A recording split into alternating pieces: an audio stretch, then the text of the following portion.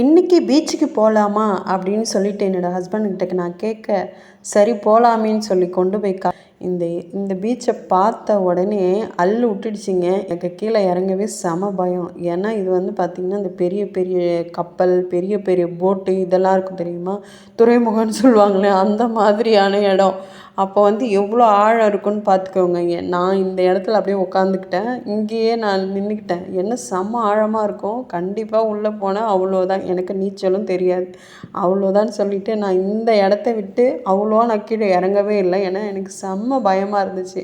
அதுக்கப்புறம் இந்த இதிலே வந்து எவ்வளோ தூரம் என்ஜாய் பண்ண முடியுமோ பண்ணிவிட்டு அதுக்கப்புறம் நாங்கள் பீச்லேருந்து கிளம்பிட்டோம். நல்ல உப்பு கச்சுதுங்க. கடல் தண்ணினா கடல் தண்ணியாக செம்ம உப்பு கச்சுது.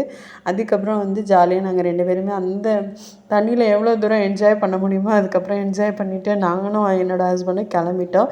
நல்லா வெயில் அடிச்சுது, ஆனால் வெயிலே தெரியல. அவ்வளோ நல்லா வந்து ஜில் ஜில் ஜில்னு காற்று.